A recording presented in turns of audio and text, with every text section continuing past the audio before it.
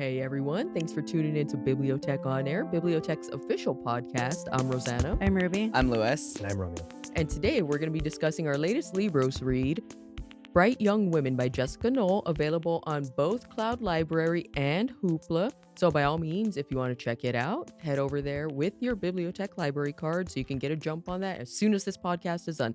Or you can do it now. Pause, we'll wait for you to read it. We'll wait.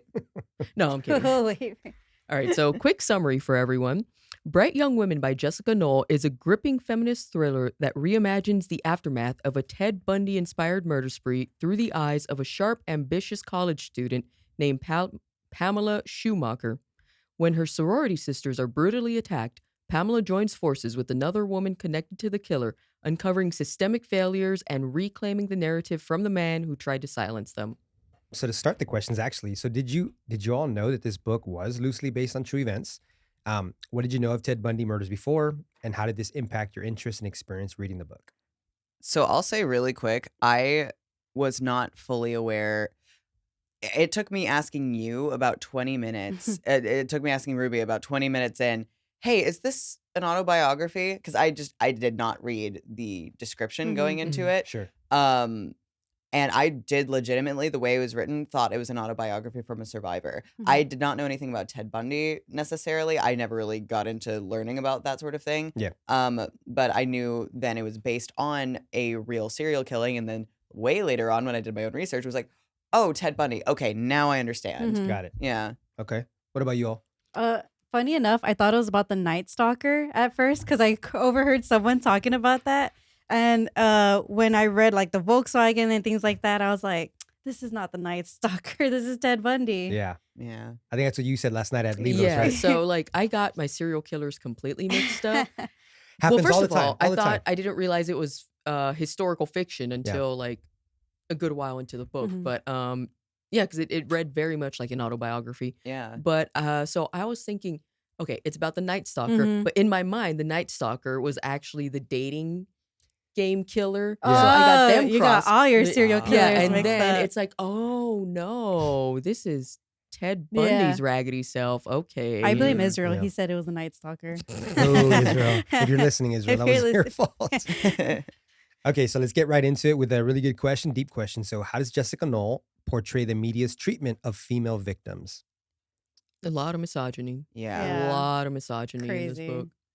Yeah. It was very frustrating. Yeah. Like reading this, I was like, it made me feel so frustrated after I finished. But I was like, at the end of it, I was like, man, I'm so glad she read this book. I mean, she wrote this book. This is like the story that needs to be out there instead of like Zac Efron as Ted Bundy and all those Honestly, discussions. Yeah. So real quick, just for historical context for our listeners, this book, or the crimes, I should say, took place in 1978. So media at that time, like you mentioned, a lot of misogyny. So Yeah. And I just whenever I was doing kind of like research after the fact of the book, I was kind of shocked to be like, oh yeah, the Jessica Knoll writes the murders at the sorority house happening on the exact same day and year that Ted Bundy did the exact same thing in real life. Yeah. And I just like, she obviously makes no secret of the fact that that's inspired by that. Especially because she is like, it was very well researched. I reached out to Kathy Kleiner, I believe her name is. Yeah. One of the survivors from that similar event in real life with Ted Bundy. She makes no secret of like it being inspired by that, but like it really does speak to the way that those victims must have been treated in that actual scenario that actually played out, because it's just, I feel like it still has like its roots in like the way that true crime girlies, and not just girlies is gender neutral in this case, true crime people will treat and exploit the victims as either not their own people or collateral damage or part of some other theory that no one ever thought about, and like maybe they were behind something. It's just it's so dehumanizing to victims of real crimes, and I feel like Jessica Knoll really hits the nail on the head with how the whirlwind of like the press treats these people, Mhm. you know? Yeah. Mhm. Like it's always the woman's fault, right? Like Mhm. Yeah. you brought this upon yourself. You dressed a certain way. You shouldn't have Mhm. done this. You were too nice. It's always the woman's fault. And that's kind of and she was poking fun at that the whole time. That was the Oh, whole yeah. point, to just kind of be like, you know what, this is how they treated women, and I'm gonna kind of flip the script on this book, right? So Mhm. Right. Like, one of the parts that stuck with me, and I mentioned this when we were at Libros, was just when they're in the courtroom and you think like, we're getting close to like getting this case taken care of.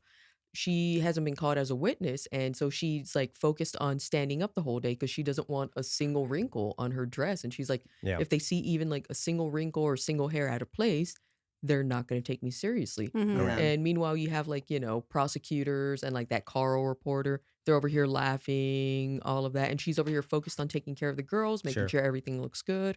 So it just, Yeah. like women have to Mhm. worry about so much just to keep, present that image of them. Yeah. Yeah. I mean, Yeah. it's crazy, like everything that she had to worry about when she was even thinking too, how everyone kept kind of making her second guess herself. Yeah. Yeah. She was like, I wasn't the person to be put in this position, I can't say this and stand by it and keep repeating it over and over and over again. Like it starts making you second guess yourself. Mhm. That's such a very real thing. I feel like I've experienced like being in certain instances and it's like people are asking you and then you're like saying it over and over again. You're like, wait a minute, am I crazy? Did that really happen? Yeah. Yeah, Yeah. and funny enough, That's isn't that like a confessional tactic that like hmm sometimes investigators will use? Like they'll have you repeat the same thing over and over to the point where you're like, wait a minute. Yeah, yeah. like they'll be like, "So you said that you saw Roger, but then you didn't think it was Roger." Which we And I, see, yeah, yeah. yeah, and I can understand why you wouldn't have wanted it to be Roger that night. They like twist it in a way Yeah. where it's like you do start to doubt yourself Yep. and what you saw because you're in such a high stress situation. Yeah. Yeah. And they're like, oh, woman, she doesn't know any better. She probably hmm doesn't realize what she saw. Especially set in the 70s where like the sexism of the time wasn't as like blatant like this is the role that you're expected, but it was she talks about in the book that more kind of silent Hmm. disdain or Sure. like freezing out hmm where it's just like yeah, no, I don't like I'm not going to say like, "Oh yeah, go to the kitchen, make me a sandwich," but like why are you being so uptight about all of this? Why are you so bossy? Hmm. When she's like trying to plead her case as the only Yeah. eyewitness, hmm And Tina, the character of Tina, she's such a good antithesis to all of this because she's already a character that's on the margins of society, being Yeah. like an openly queer person. Mhm. hmm So she's already like, I'm not worried about any of this. I know what they expect of women. Sure. And she's over here like guiding Pamela to be like, look, women are expected to be hysterical. So heck it, be hysterical, feel your Oh feelings, yeah, stuff I like that. Yeah. loved that part where she was like, "You're gonna be seen as that anyways." So So might as you, well. yeah. Yeah. Yeah. I pictured every male character being like Ron Burgundy, where he's just like, That's so telling the real. news in the 70s, but Yeah. so very incompetent. But okay, so in what ways do Pamela and Tina defy typical portrayals of women in true crime narratives?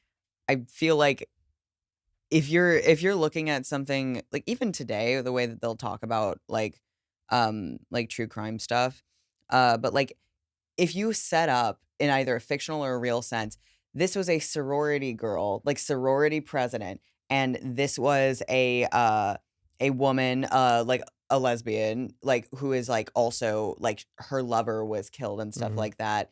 I think at some point she has like Tina is described as kind of like more like she's just like, oh yeah, like I'm the femme fatale of the story or like whatever.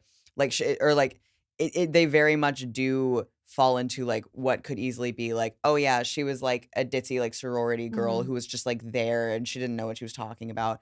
And this was a woman who was like so deeply connected to the case, Yeah. you know? And I feel like the way that the story humanizes them and has their perspective as the main focus and their depth and complexity, um, I feel like it just that alone subverts what it could have been really easily with like a less deft hand, Yeah. you Mhm. know? Sure.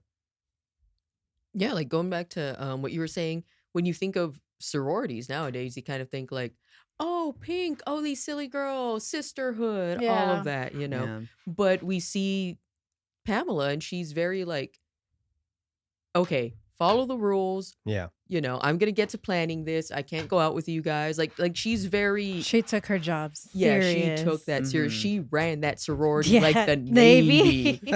But you know, that's like a side that people don't expect to see. Mhm. And it's kind of refreshing to have that different perspective and be like, you know, not every sorority or not every fraternity, I guess, also to give them a mention. Nah, heck it.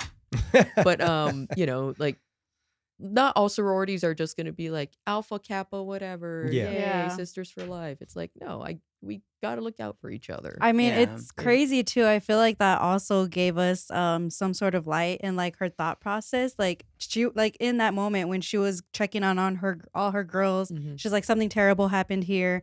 You know, people's faces are bleeding. There's she doesn't know exactly what happened, but still in the back of her mind, she's like, but I gotta clean and make sure that everything's ready for the Mhm. alumni to come tomorrow. Mhm. The fact that in all these little instances, and then when she has to get the house ready for all the girls, I was like, girl, I felt like she was the main one that went through something pretty traumatic. Yeah. And yet she's still like strong enough, making sure she's get together because she has to make sure that the sorority girls are looking at her Mhm. for that strength.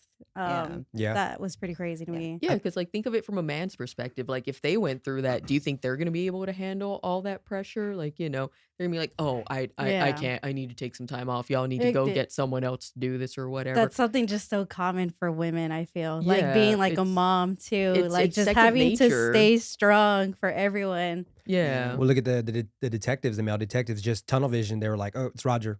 Mhm. Yeah. Like, okay, Yeah. but do your job. And she said it wasn't Roger. hmm Like initially, I understand the thought of like, oh, the boyfriend, right? Yeah. But then like after that, it's like, no, it wasn't the boyfriend. Let's rule him out. Let's look for the Yeah. rule. So in contrast to Alan Eskin's, one of our previous books, like the whole, you know, male savior, damsel in distress, like that was not this. And I Mhm. think Yeah. having strong female characters was the point, right? Mhm. So It's like it far exceeds that book. We know how I feel about The Life We Bury by Alan go back to Eskins. that episode. We Please know- go check out that episode. if you Please haven't. do. Please do. It is, I think I am quoted as saying that book is fascinatingly bad. But that it was such a joy reading this book and just seeing like, oh, this narrative around like the way that like not only like the way that women are treated and like can be abused and like have like sexual violence done upon them. This can be written in a way that doesn't just feel like it's doing it for shock. sure. This is written in a way that is true to reality. Yeah. This is a way that is grounded in the perspective of the women that actually lived such horrible things in real life. And it's not just we were talking about this before. There's a line in Bright Young Women, or a couple times where, you know, guys are talking about like the guy who came in and did this to the sorority girls. And they're like, oh, give me 15 minutes with that guy. And Pamela's like, do all guys just like follow a script? Because I don't think they realize that makes me feel less safe because Yeah. all of them are just looking for an opportunity to go wallop somebody, Yeah. you know?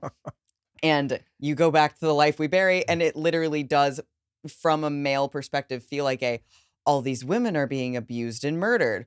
Looks like I gotta go Rambo on these guys. And it's just, Yeah. it's so refreshing to read it where it's taken seriously. And it's also like just the toxic masculinity of it all Mhm. is just laughed at. Sure. Mhm. It's well done. It's so well done. And you know, there's such a hypocrisy with that too, because you know all these men are talking about like, oh, give me 15 minutes with that guy, but you know, why not start taking accountability and start calling out creepy behavior or uncomfortable behavior like Mhm. from the get go instead of Mhm. just waiting for something to happen? Be like, oh, you know, time to show like I can protect Mhm. these women. Like, no, if you really want to do something, start with like your friends, your Yeah. brothers. Like if you see maybe a woman getting catcalled, just be like, hey, bro, don't do that. Like it's Chill. so you know, just minuscule things like that can make such a massive difference. Like if there had been even one of the other cops who had just been like, hey, this guy's kind of shifty. We should keep an eye on him. Mhm. Or like, you know, if they Mhm. took serious one of the complaints from one of Mhm. the other girls who's like, hey, this guy's like threatening me or attacking me. Yeah. So much could have been prevented. I'm Mhm. surprised there wasn't that one dude that's like 15 minutes. Give me 10 minutes. Oh my god. Just trying to one up the other guy. If it was a whole gaggle of dudes, probably. Probably so. Okay, so what role does survivor's guilt play in Pamela's story? I feel like she feels like she can't.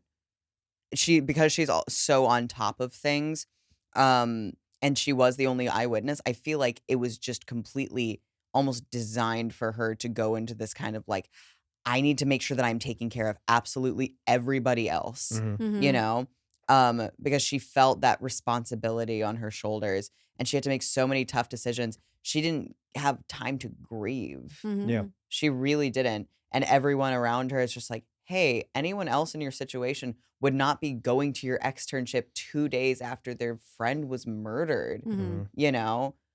Like she takes so much onto her shoulders, and I feel like it's her way of being like, this is the way that I make it up to Denise, Mm-hmm. the her one of her friends who was murdered in Mm-hmm. in the sorority Mm-hmm. Yeah. house, you know? Well, I think Dulce mentioned last night too. Like, if you really think about it, they're keeping track of the days as well. So it's like day Mhm. 4, day 12, and then it's like Yeah. day 12,000 or whatever it is. So Mm-hmm. like, I think that was done intentionally to be like, these days are passing, but I'm still feeling this Yeah. the whole Yeah. Yeah. time. So I don't remember.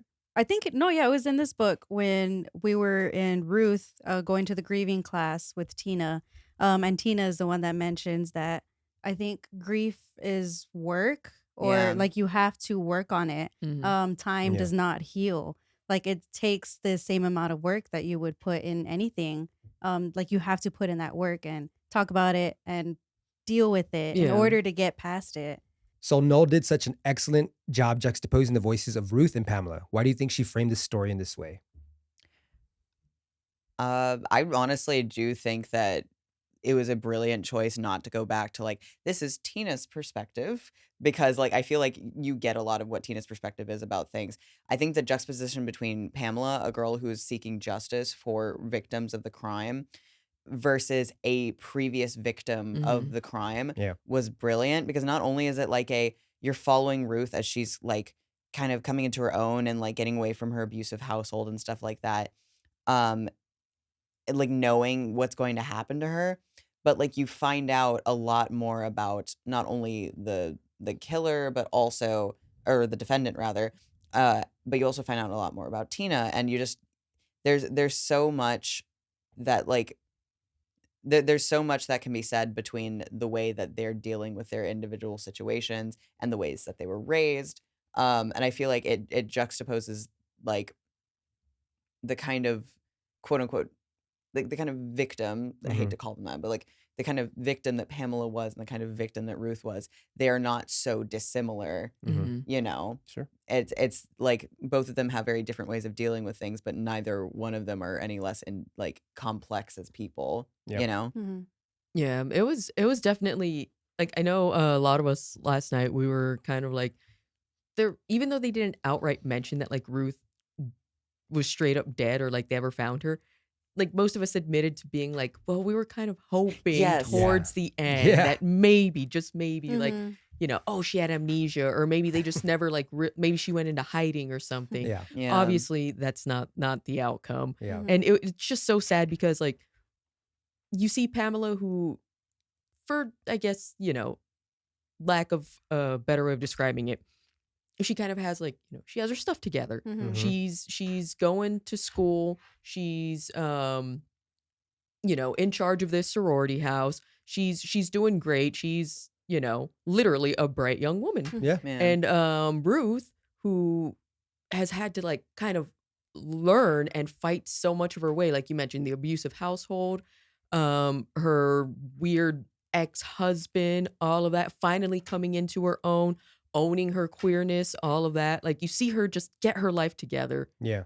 just to see it taken away. It's Mhm. it's Yeah. it's so heartbreaking. And I can't help, and I'm sure she didn't intentionally write it like that, but it did give me a twinge of like, is this the bury your gays trope? But with that said, it's done so tastefully, I think. Mhm. Like it's Yeah. kind of hard to be like, no, I don't think she's exploiting it. So, Mhm. so that's one of our other questions, like, because it's, there were many deaths and losses presented in the story. Which one resonated the most with you? I think everybody last night, the consensus was Ruth, because there was that hope that, like, even though they were it was pretty obvious in the beginning that Ruth was gonna die. Mm-hmm. Mhm. But it was still that hope, like maybe it's like a twist at the end or something. You know what I mean? Mhm. So Yeah. would you all say Ruth, or did somebody else's death affect you in a way that's like, wow, like, I think Ruth's definitely affected me. The way that they characterized Denise, Mhm. in That was brought up too. Yeah. in hindsight, because Denise is dead from like a few pages in, Yep. Yeah. you Yep. know, and just you again going back to the whole like, oh yeah, there's just like this sorority girl and she cares about her hair and her makeup and Mhm. stuff like that. That could so easily be like, oh yeah, this girl was like my sorority sister and she was my best friend and now she's dead, and like not a whole lot else. But you can really feel the way that Denise impacted others and her family, and how genuinely incredibly bright she was, Sure. Mhm. you know.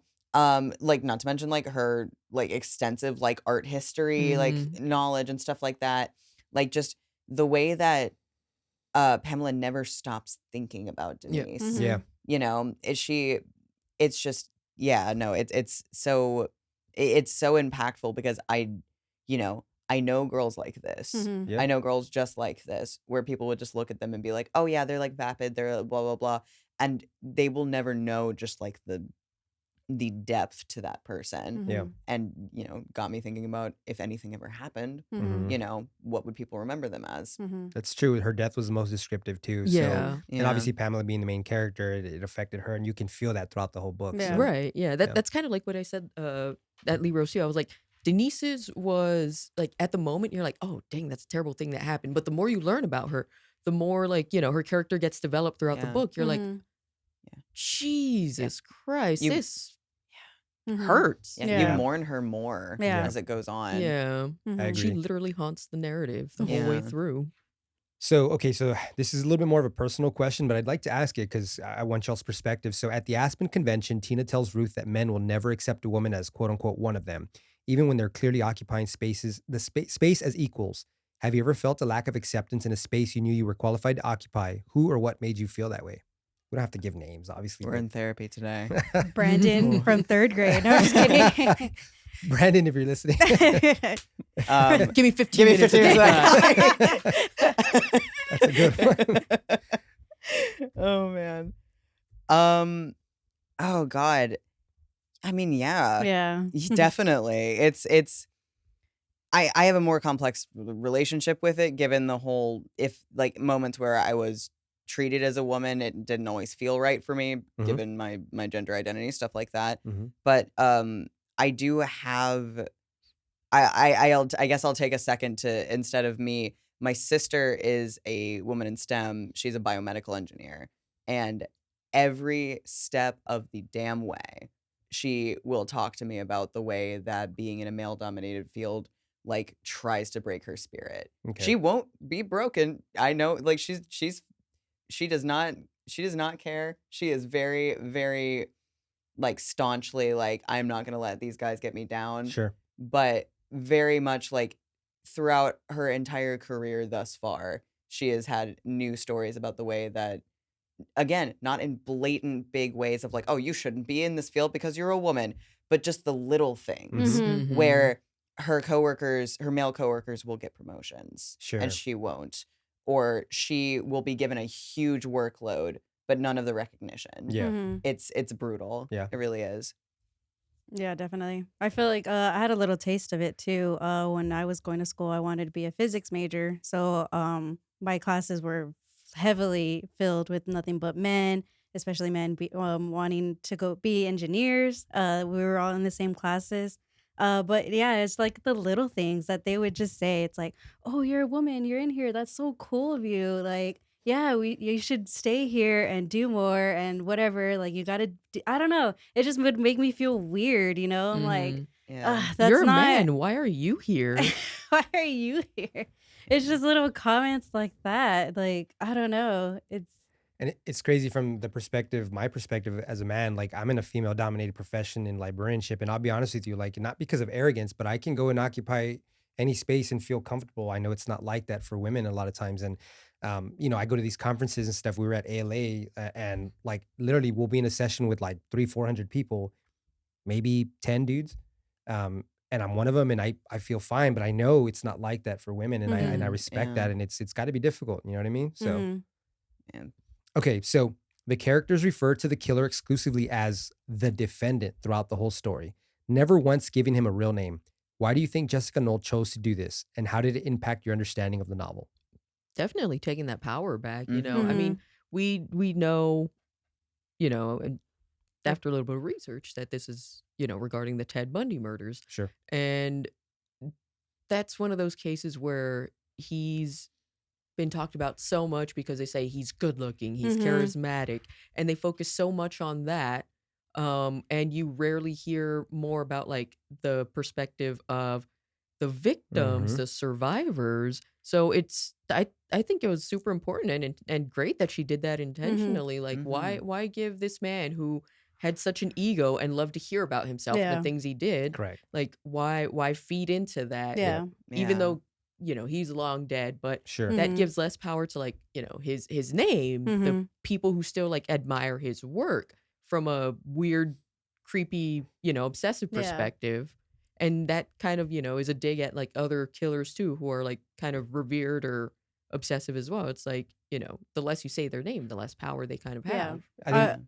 Go Go ahead. Oh, it was just I watched an interview with her where she was talking about why she wrote this book, and she said she wrote it after watching the Zac Efron Ted Bundy Yeah. series, Correct. and she was like, I just saw the way a lot of people were talking about him on Twitter, and then it just made her realize like, what about the victims? And like she was saying that when she was researching Ted Bundy, like we all know people was like, oh well, yeah, he was attractive. That's why he lured a bunch of women in. And she was like, no, I didn't like that. Like, he was just a regular guy. Like, was. he would actually Fake injuries. and would lure women to help him. And like, she said that she read some stories of some survivors and that they were like, I didn't even want to help him. Yeah. Like, I just felt like, I was like, oh, well. As a woman. Yeah, as a woman, like Yep. you just kind of have to help a little bit. Like that was what he used in order to pull all these women. It wasn't just because of his good looks. But Yeah. Yeah. But he 'cause- wasn't charismatic. I don't think Ted Yeah. Bundy was Yeah, a good looking dude no. anyway. And then you get Zac Efron, like one of the most handsome dudes to play it. I'm like, why did you? Yeah. That was a choice, right? Mhm. Oh, Yeah. They could have had a definitely. normal looking person, but they chose this person because that was what even the judge, mind you, that's why it's called Bright Young Women, because the judge in that case with Ted Bundy said, oh, it's such a shame you were a bright young man. You could have been practicing in my court. And it's like, dude, like this dude's sick. He's Yeah. killed Yeah. countless women, serial killer, and you're over here like praising him. Yeah. Mhm. It's really sad. It's Yeah. disgusting, pretty much. Yeah, the media afforded him both the defendant within the story and Ted Bundy. The media afforded them just the kind of like this like narrative, like having like raw magnetism, but like it is just like they would take like as many like underhanded tricks as it would take to Mhm. not only move forward in life, and like in the case of the defendant in the story, like faking their way into law school, stuff like that. Correct. But also, faking injuries and just like getting all these underhanded ways that don't look good on paper if you're trying to paint him to be super like suave and brilliant and 10 steps ahead. Mhm. And I think it really does, within the context of the story, the reason that an older Pamela who's looking back on this is like, I'm going to call him the defendant, is because there was one reporter out of this whole media frenzy where even like the reporter Carl that she had trusted starts giving into like this narrative of like, he's brilliant, he's charismatic. Just one, I believe, reporter is this woman who's just like, I'm just going to be referring to him as the defendant. Yeah. And she's like, that was a brilliant move because it takes him out of any sort of like speculation on his personal life or what he was like, and it puts him in the only interesting thing he ever did, Sure. which was kill these women. Yeah. Mhm. Yeah. Really quick before the next question, I think Malena mentioned last night too. Can you imagine the type of reader or the different types of readers that would have picked this up if it was called a Ted Bundy novel? Mm. Yeah. You know what I mean? I think That's the, so whole, right. the whole point of Jessica Knoll was to not put his name anywhere. So she did say originally that one of her drafts did name him at the very end, but then she's like, again, going back to like, I don't want to name this guy. I don't want to give him any more praise or credit. So she and her editor decided it was best to just kind of remove the name. So she just removed it. So, Yeah. okay. So discuss how modern culture and technology would impact the likelihood of such events playing out in today's world. We talked about this a fair amount last night Yeah. where we were like, there's literally cameras everywhere. Yeah. People have like doorbell cameras. Mhm. You have the lock systems. Well, I mean, Right. it's asking more about like surveillance, but No, but I mean, a you know. Ring camera, you're talking about even your cell phone, all of that stuff. It's yeah, it's true. everywhere. We're talking about technology in general. It's True, true, true. everywhere. and there's so much like that could help to make people feel safer, but things like this will still happen regardless, Yeah. especially if you have like such a sick individual like that. I would say the chances of something like that are perhaps a bit lower Hmm. Mm-hmm. because it's going to be a lot harder to break into several people's houses, I think, and go killing, you know, Without in that being same area without having someone be like, "Oh, well, we got this guy right here, clear as day." correct. But it's Yeah. still very, Yeah. But then you get like you finally see it on the news and you're like, okay, we're in 2025 and this camera's from like 1991, like the Yeah. grainy Yeah. quality's poor, and it's like, what? Yeah. I really hate to be bleak with this sort of thing. I don't think that this sort there's a reason there was like a more of a serial killer boom in the 70s and like Mhm. 80 like 80s sort of area. Yeah. I feel like n- the way that kind of like isolation and more like having more financial dependence on like your partner, people that you like share a domicile with, I feel like it's a age-old statistic of like you are more likely to be hurt by somebody who knows you Mhm. Yeah. than somebody just randomly out of the blue, you know? Yeah. And I feel like especially with like more isolation and more like I can't leave this guy because I'm financially dependent on him because the economy is trash, like that sort of thing. Sure. I feel like that has kind of risen even more into prominence as compared to this sort of scenario where it's some random guy going around. I'm Mhm. not saying it couldn't happen. I do think that their chances of being caught would be higher than it used to be for Yeah. sure. But just like, yeah, I feel like there's still so much that needs to be obviously addressed in the realm of like, I hate to be like, oh, we can't feel safe, but Mhm. like, it's just, you know, where one may get better, one may get worse, and Oh there's yeah. just so many Yeah. factors that go into Oh, it. yeah. Yeah, Yeah. definitely. I would say you think it's not as easy to commit these crimes, but I urge everybody, if you're into true crime, go look up Israel Keys and what he was able to do with technology and still Mm-hmm. become this Yeah. mass serial killer. So it's Mhm. not an impossibility, but Yeah. yeah, less likely in Yeah. some cases. But Mhm. yeah, he was Ha- able to maneuver yeah. the way he did. Wow, I was like, it's crazy. Mhm. Have a puppy video on standby Yeah, afterwards yeah. in case you're just like, in case you don't want to go into the spiral though. Exactly. Just have a puppy on standby. Yeah, That's just ideal. the whole time. Okay, so what do you think of media portraying many serial killers as handsome or good looking? You hear that a lot, especially in the 70s and stuff. Yeah. They're always this good looking person, and I'm like, dude, like, what's going on? Or What- like with even recently, like with killers like the BTK killer, you're like, oh, he was a church leader, he was a Yeah, family yeah. man, all of that. Not necessarily saying the good looking thing, Sure, but they always try to highlight the the good. positive, yeah. the good aspects about it. Like, yeah, this dude like went and disemboweled 15 women and 3 kids, but he made brownies at the church sale. He won Mr. Congeniality in high Mr. school, Congen- They always do their Yeah. best to highlight the positive things about this man. And again, going back to like how much they look for anything to even dog on the women about. Sure, Yeah. sure. There's a standard of moral purity that women, especially victims, are held to Mhm. and have been held to for a really long time. Going back to her like not sitting down for a really long time because she's like, if I have a hair out of place, they're gonna like nab me on Yeah. that. Mhm. Yeah. Yeah. It's I feel like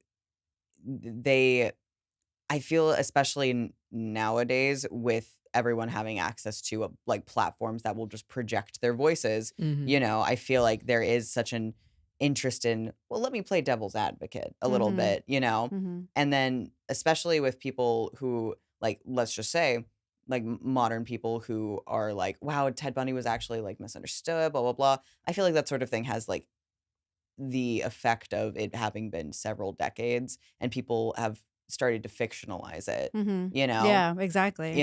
It's despite the fact that it happened really not too long ago. I feel Yeah. like so many people were born after those events and are just looking back on it like, oh, well, was it that bad? And there's so many Yeah. narratives out there that they have their choice of things that make Ted Bundy look good. Yeah, definitely. I feel like it's terrible. Like it opens up the doors to people being like you hear all the time serial killers or any men that have done bad things that are in jail getting fan mail and things like Oh, yeah. that. Like it's just Yeah. terrible. And I feel like constantly putting this limelight on them, like, well, I mean, but look at him. He is handsome. He is good looking. It's just like, It's like, just quit it. yeah. Let's Why? just put it out Yeah. there. Might have Yeah. to cut it out, but man, ain't. Yeah. For real. Well, I want to point something out. I won't name the Night Stalker, but the Night Stalker was Latino, Yeah. Mhm. and they portrayed him as evil, the devil, this, Yeah. that. But then when you Mhm. see a white male, Exactly. he's always the good-looking, the Mhm. smart, the intelligent, and Yeah. and there's a big difference between somebody who's of color and is a serial killer, how they're treated in the media versus a white Mhm. male. I mean, you can go back and see all the footage of all that stuff. So 100%. okay, so I'm gonna loop these two questions together. So, what did you think of the ending? Was it satisfying to you or not? And did you like the book? And how would you rate it? Just kind of summed up in one, ending and overall the book. What was your feel for it? I loved the book. I was like going into it, I was just kind of like, "Ugh, another serial killer book. Like, Yeah. I'm kind of tired of these. But then when I was like reading what light it's in and the way that she didn't want to even mention his name, I was like, oh, yes, this is the book I've been waiting For for. real. Like, I'm so over these serial killer books. 10 out of 10, rate it. Clearly, we have a type Yeah. here at Libros serial killer Yeah. books. So. I was about to say, like, we had Everything I Never Told You, Yeah. Mhm. which was not exactly a serial killer thing, but it was very much like a sort of murder mystery in that the family was not moving on and considering every possibility of the girl's death. And then we had the Your favorite? Yeah, Your favorite? that's my favorite book of all time that I love. That I love. But I remember reading both of those and being like, man, I am someone who would love a murder mystery, but both of these are just like not it for Yeah. me. Mhm. Sure. And I was just like, man, I don't know if this sort of thing, especially whenever it comes to like such heavy topics, is just gonna be my thing. But then it really just goes to show that if it is well researched, it is Mhm. if it is injected with almost the kind of if it's injected with the wit that this book is, Yeah. um, any sort of topic can be explored with that sort of truth to it, and it just this book was exactly what I was waiting for as well. Yeah. Yeah. I have to give this one a 10 out of 10. This is definitely my favorite Libros book that we've read that I've been a part of for If the a woman podcast. does it, Nice. she just I knows mean, how to do it right. She Yeah, did I'm it not right. joking. She I'm not did it right. joking. No, She it's true. knows what the hell she's talking She about. kn- Yeah. So there were like times where I would get confused because I was like, I don't know what's quite happening to what character. Like Hmm. it seemed there were parts where it seemed a Mhm. little bit muddled. With that said, though, like that's such a minor thing to Sure. like detract from the overall enjoyment and just like thinking that this book made you do. Yeah. When I closed it, well, ebook, but when I finished it, I always do that, Not even the though it's an physical. ebook. But I felt genuinely sad. I was like, oh, Yeah. like Yeah. that's harsh. Yeah. And not to say the ending was bad because it wasn't. It was just like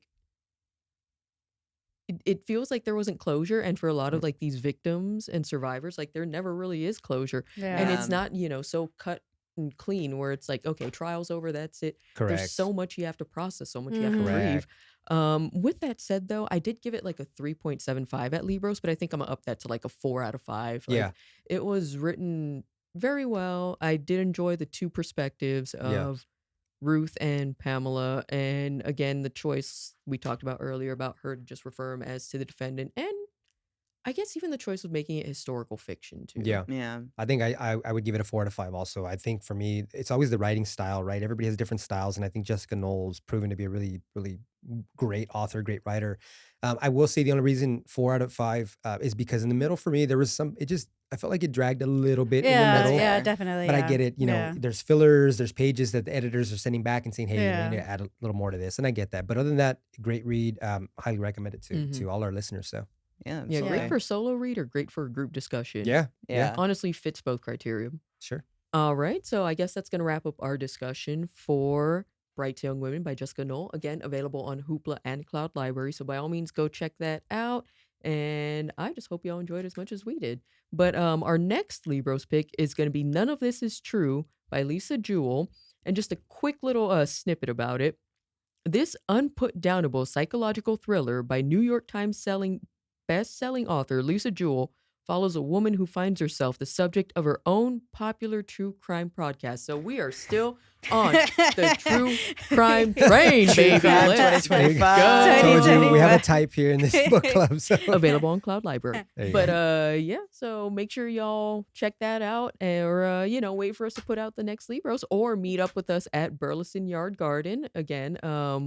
When is the fir- date for that? First Monday of every month. I always forget the date, but it's the Hey, first Monday same. of every month at 6 p.m. at Burleson. So Gotcha. So be sure if y'all want to meet up with us August there. August 4th, yeah. August 4th. Perfect. Thank you, Ruby. 4th. All right. And of course, to end this podcast, we're going to talk about briefly what are we currently reading since we are a library. So with that said, what are you reading? Well, now I feel intimidated. I've been wanting to check out Piranesi by Susanna Clark for a very long time, and I just found out that we have it on our resources. The only audiobook version we have is in Spanish, though, which I unfortunately do not speak. So I'm probably going to find like a YouTube audiobook to go along with reading it. But it seems super up my alley, very like House of Leaves esque. Oh, you love that book too. And I do. Yes. So I'm reading 2 books. I'm a judge for the Indie Author Project. So I'm reading a book called The Potential. It's like a crime thriller. So far, it's okay. And then I just started Start With Why by Simon Sinek. So it's a leadership book, just kind of up my alley. So those are the 2 I'm reading right now. Nonfiction? Nonfiction, correct. Yeah. Nice. I forgot the author of mine, but it's Water Moon by hold on, let me look it up real I love. quick. Oh.